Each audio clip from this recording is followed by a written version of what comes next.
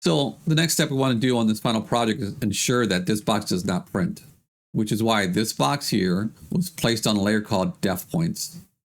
And anything called def points as a layer name will not print. And so that box will not print out. If I go back here to AutoCAD, model tab, these are your objects. And this is a hatch pattern right there. So place a hatch pattern.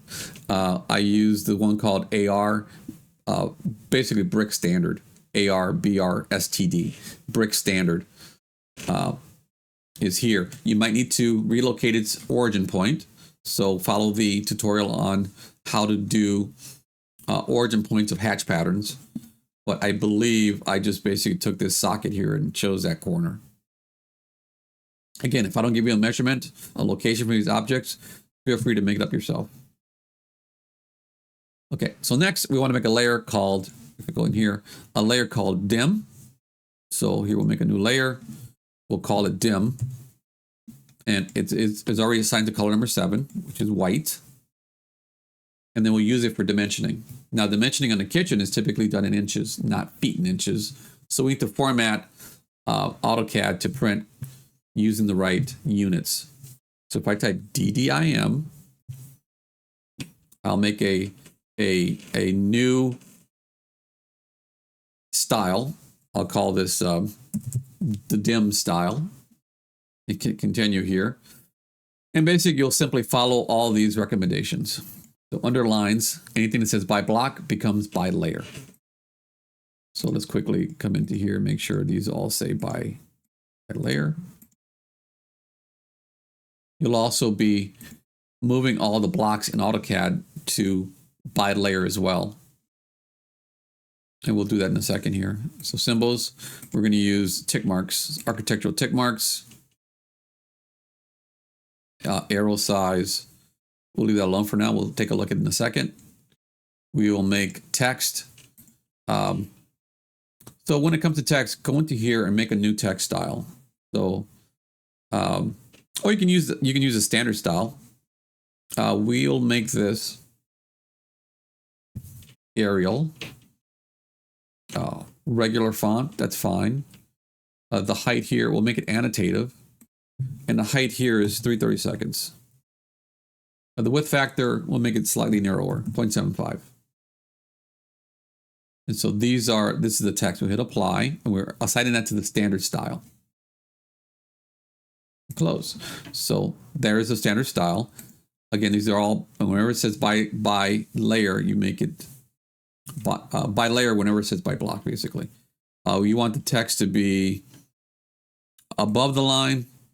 You want it to be centered horizontally, and you want it to align with the dimension line. So if the text runs vertical, the dimension string runs vertical, the text runs vertical as well. So we want to make sure these settings are such.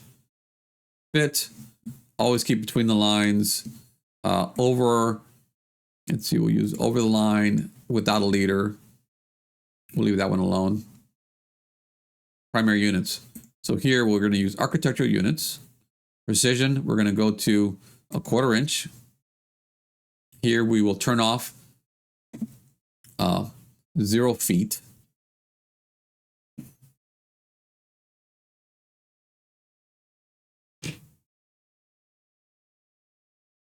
Let's make sure everything else is correct.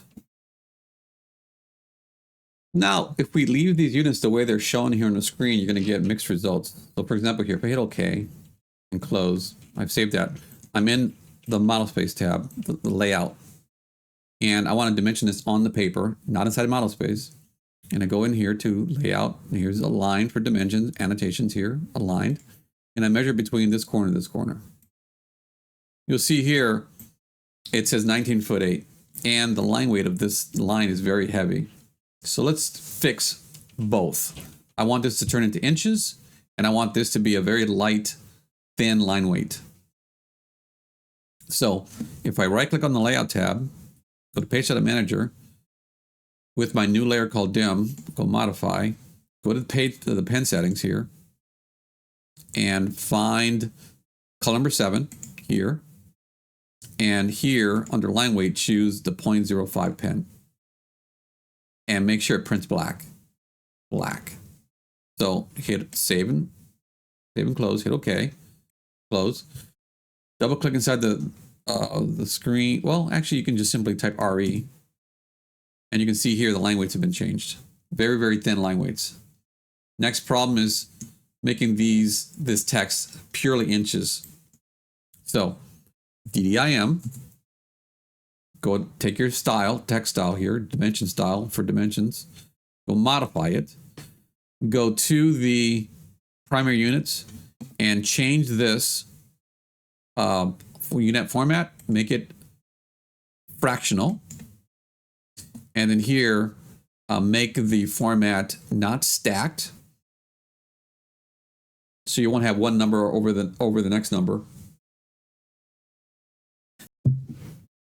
The fractions will be side by side. And then here under suffix, put the inch symbol. And then that ought to do it. So hit OK and OK. And notice immediately this changes to inches. So now the dimensions have been formatted. And so feel free to follow along with the printed PDF of what the final results should look like. And make sure your drawing is dimensionally accurate, as well as your line weights are deployed on your printed PDF file that you'll turn in for a grade. And that's it for now.